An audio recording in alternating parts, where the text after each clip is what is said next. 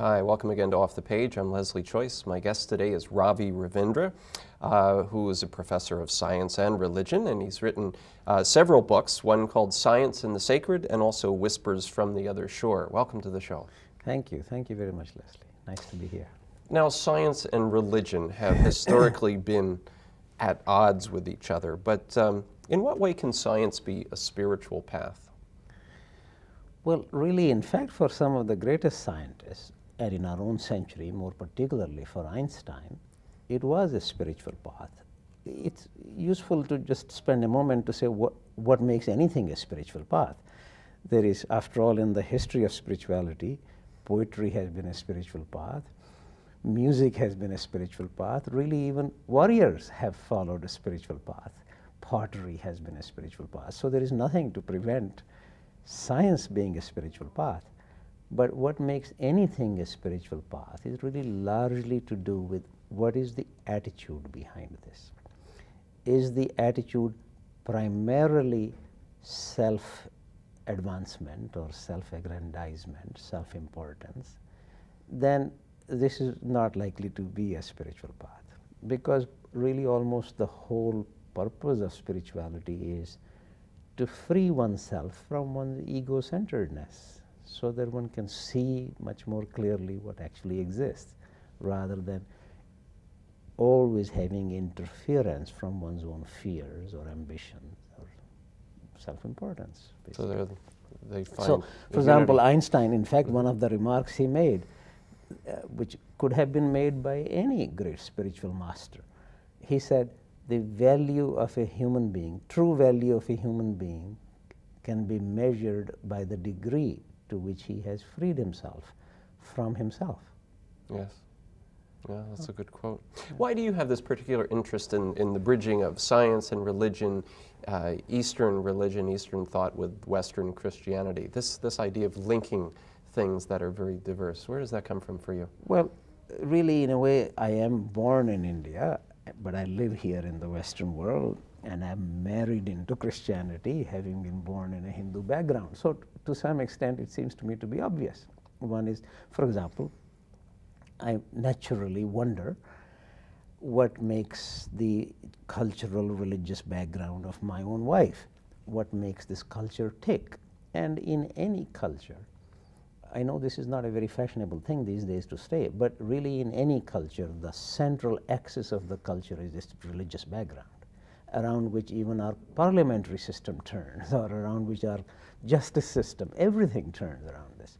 So therefore, I am naturally interested to understand something about the culture in which I now reside, or from where my own wife comes. But of course, not everybody does it so technically. I suppose, partly being an academic, having certain kinds of interests in studying the great traditions and the great books within that tradition. So I think my interest is really, I suspect, increasingly going to be the case for people who are naturally exposed to more than one culture or more than one religion, which is everybody who travels outside their cultural context. So more as people travel, or another way we often say these things, the smaller the world becomes, or we live increasingly in a planetary culture or in a global village. So it's natural that one would be interested in other cultures. Yeah. Where does this all lead, the breaking down of barriers, the intermingling of religious ideas and even scientific principles with religious thought? Well, my own impression is that most of the religions, in a way, have, generally speaking, prospered within one empire or within one geographical region, or in that sense a cultural region. And to the extent that we increasingly are really almost bound to have global culture, that traditional religions would still have a place, but increasingly more and more an antiquarian place. We have parallel examples of this in the history of ideas. For example, the Chinese developed science, so did the Indians, so did the Greeks.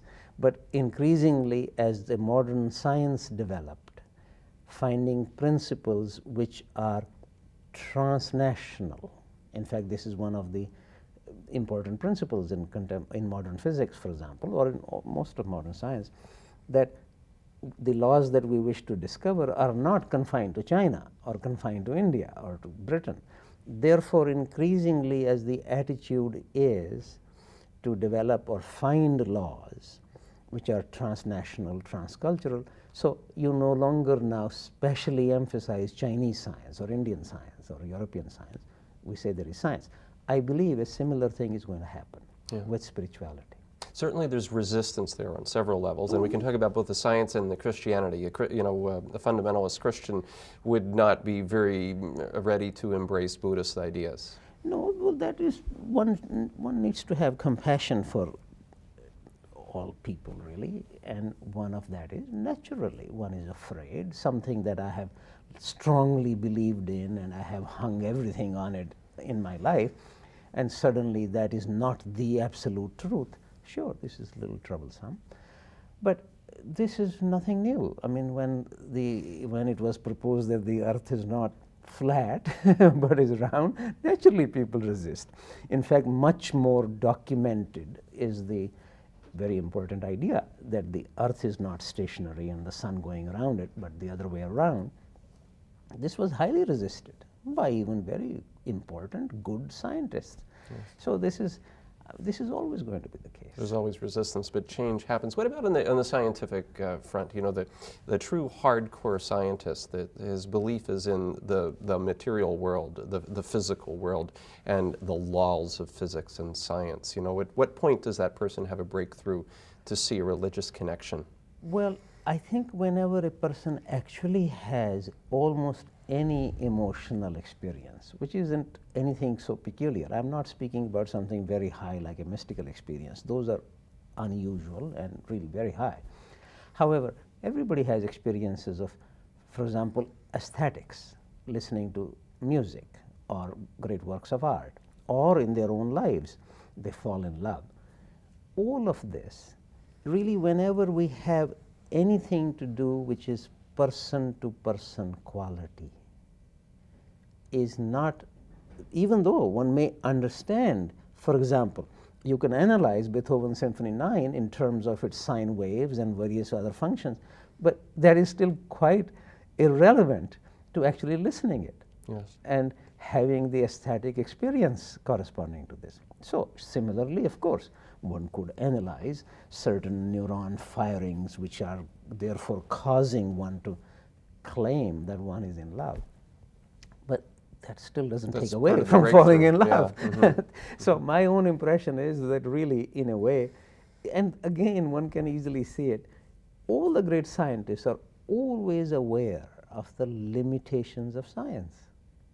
Absolutely, without exception. Yes, I mean, that's why Einstein, you were well, quoting I mean, in our contemporary days, yes. our contemporary times, one could certainly mention Einstein, one could mention Niels Bohr, one could mention Heisenberg, Schrödinger, any of these characters, Oppenheimer, and they were always very aware of the limitations of what science can do. Yes. That, of course, part of the silliness, and usually this is a rather sophomoric attitude, that if you are aware of the limitations of something, that doesn't mean that one is against something. People often therefore become for or against. There is another thing which is actually probably relevant to emphasize here, especially when it comes to religions, but partly this is true in science as well. Science also very often acts as a religion for a lot of people, and in a certain way it's really inevitable. In order to put one's best effort in anything, whether it's doing pottery or writing poetry or doing physics, to put one's best effort, one almost needs to be wedded to it. And therefore, one really, to some extent, intentionally puts on kind of blinkers. You ignore other things. You know, this is what you're focused on. And therefore, naturally, one wishes for this thing to which I am devoting all my energies, ultimately to provide the basic meaning to my life. Yes. Right? Yeah. So one therefore naturally assumes that this is the way to do this. What spiritual traditions did you grow up with? Well, I grew up in India. And in India, basically, the major religious tradition is what we vaguely here call Hinduism. Hinduism is not really a religion, it's like a parliament of religions. However, that is the general tradition, which is my background. But one could say there are certain features of it which are a little different from, let us say, the biblical traditions, Judaism, Christianity, Islam. So that's my basic background, is from India. And when you went to university, you studied science? Oh yes, actually I initially studied geology, not physics. I did this later on, Started with the rocks. and then did a Master of Technology in oil exploration I see. in India. But then I got one of these fancy scholarships to come to Canada, which is where I did my MSc and PhD in physics. And then eventually you found a way of bringing the two together, the interest in both Well, areas. for me, in a way, it seems so plainly obvious that really at the ordinary level, and one doesn't have to be a fancy scientist or a fancy religionist, every human being is interested in the world outside themselves. They know they sometimes are awestruck by the stars or the flowers or the plants or the animals. So in that sense, everybody is interested in external nature. But similarly, everybody, really however dull they may be, sometimes wonder, what's the purpose of their life? Did they exist before they were born in this form? What happens to them when they die? Well, these are standard religious questions, also philosophic questions, but every religious tradition is concerned with this. So really it seems to me the moment one realizes that questions to do with one's own inner nature, or both the meaning of one's existence, etc., that these are universal. So is, of course, stars shining, plants blooming. Therefore, as far as I'm concerned, I find it really almost unbelievable that anybody could exist without having interest in both of these, external nature as well as internal nature. It's a natural combination. You discussed at length yoga, for example, as being something that's both, it's a practice, it has a spiritual component, and there's a certain scientific side to it. Introduce us to yoga as you know it. Well, yoga, I know, of course, often, especially in the Western world, there is a tendency to equate yoga with certain postures and more contorted That's the right. postures. Think of somebody sitting and meditating and or sitting or meditating, or often having their legs wrapped around their neck, or some other contortion. Right. No, yoga really literally means integration. So it is a whole philosophy behind this, and also practice. Any philosophy without practice is really rather, that's what we call merely academic, right? and so yoga has a point of view which is, first of all, that all the internal faculties need to be integrated, which is to say, ordinarily speaking, we would say hand, heart, and head. That's kind of a summary way of saying it, that they need to be integrated. But that requires really taking an overall look at oneself, including what one eats, how one breathes, how one sits, how one stands, how one behaves with other people. For example, if one is just tense, then you're always pushing away energies. You know, it all comes to the surface, and it's very difficult to really hear somebody else's depth if I am myself at the surface. In order to hear somebody's depth, I need to be at my own depth. So part of the yoga really is to find a way of being which is integrative, inclusive, or comprehensive. Many things then follow from it, such as compassion, just listening without introducing one's own fears and ambitions. Every great teacher, for example, this might interest you, that there are very few things which are actually exactly the same in all the 4 canonical Gospels. One of them is, you have ears but you do not hear. You have eyes but you do not see. Every great teacher emphasizes this. So yoga really is a way to hear what we don't ordinarily hear. And we all definitely need that. Listen, we're going to take a very short break right now. It's a good place to take our break. And we'll be back with Ravi Ravindra right after this.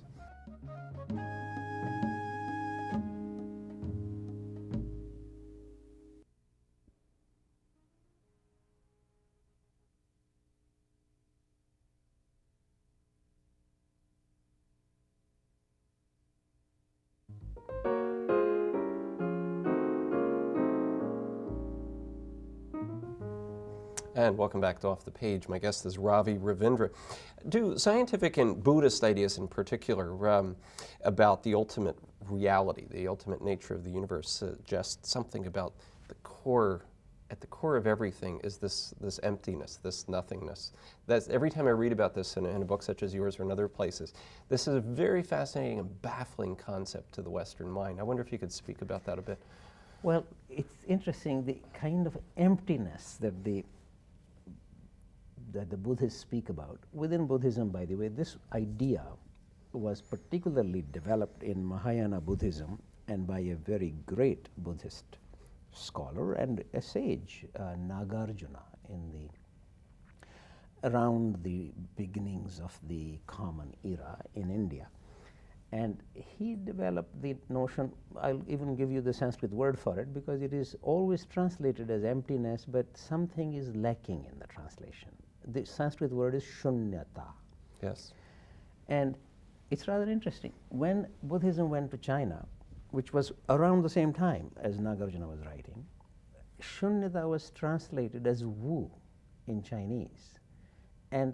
But it there contains not only the kind of meaning of nothingness or emptiness, it also has a meaning of silence in it.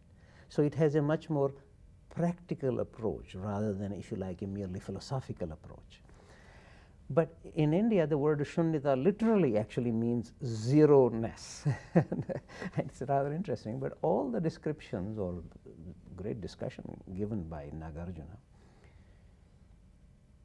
actually essentially means that everything anything taken in isolation has no significance. That it's not, in fact, he makes even a larger statement. It's not only that they don't have any significance, they don't even exist. That nothing can exist in isolation. And therefore, therefore, it is always that in order to understand anything, you need to understand the whole. the connections between That's right. everything. So the so-called doctrine of emptiness really is the doctrine of wholeness. Which sounds like a wonderful paradox. which is one of those paradoxes. Yeah. But emptiness really is to say that by itself. Now let me put it technically for a moment, because some hearers would be interested in this. That by themselves, all the dharmas, which is to say the essential nature of anything, is empty. In isolation, nothing has significance. It's always in a relationship that the significance exists. But relationship with the whole, ultimately, not just one thing. Mm-hmm. You write very eloquently here about the spiritual quest, various versions of the spiritual quest, and that it often requires, or always, the surrendering of the ego. Well, of course, these are really, I mean, one may use slightly different phrases in different traditions, and even the word ego ends up meaning many different things, particularly for some of our modern psychologists. Freud means something different by it than Jung does and other people. But therefore, it will be almost easier to say surrendering of egotism, which is a little easier to understand because there is no confusion about that. And this part, I think, is really absolutely common to all religious traditions. For example, Jesus Christ repeatedly says, especially in John's Gospel, on which I had written a book called The Yoga of the Christ, later published as Christ the Yogi, that he repeatedly says, unless you leave yourself behind, you cannot be a follower of mine. It's really, every tradition recognizes various levels of the self, and ego is one end of it, which makes us smaller and smaller in our concerns. I am occupied only with myself, my importance. But then there is the self. Especially it is spoken in very much in the Indic traditions, the deepest self or the largest self is one with the ultimate reality, one with God. So from complete self-centeredness to more or less a complete union with God, that is the range of the self. So you see, self means many things. When we speak about surrendering the ego, it is always a question of really being a little freer of the attachment to what keeps me small. Well, we have a lot of propaganda out there that's sort of feeding the ego all the time. Every advertisement for every product, and you know, so many ideas that are put in our head are heading us toward the direction of protecting the ego and hanging on to that. Sure. It's a tough battle. It is a tough battle, which is why I think there have been periods in human history, or some specific cultures, or even within every culture, some periods when there is more of a aspiration towards, or even a thrust towards, a spiritual development, spiritual understanding. I don't think we could say that our present culture is really geared to that. That doesn't mean that nobody within this large culture can find ways, but it is often actually having to go as a counter current to this.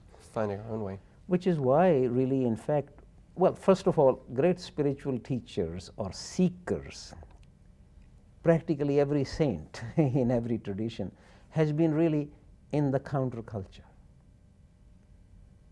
It's later on, of course, they get co-opted by the great religious traditions and they seem like regular guys. None of them were regular guys. Look at the Buddha. He rejected what his situation was, great luxury, etc., etc., left his family, home, went in search of wisdom. Where are the great spiritual leaders right now, perhaps the ones that aren't even in the forefront of our observation? Well, that of course always, as you can see, always remains a little difficult to identify. Personally for me, I have myself been very struck by one person who is very well known, well, at least quite well known, J. Krishnamurti. Many people have heard of him. I think he was an extraordinary human being. He now passed away in 1986, but that was not that far up, that long ago. But I have also been very struck by the teachings brought by a Russian, Greek, Armenian mystic, Gurdjieff. Yes. And I never met him. He died actually in 1949. I was very young. But I worked very closely with one of his chief pupils, actually the person who took over the mantle of his work after his death in 1949, Madame Jeanne de Salzman. She lived mostly in Paris, but she often traveled to London and to New York. And I worked quite closely with her for the last 10 years of her life. She died at the age 101 wow, in 1990. That's a good age to make it to. We're going to take a very short break, and we'll be right back with Ravi Ravindra right after this.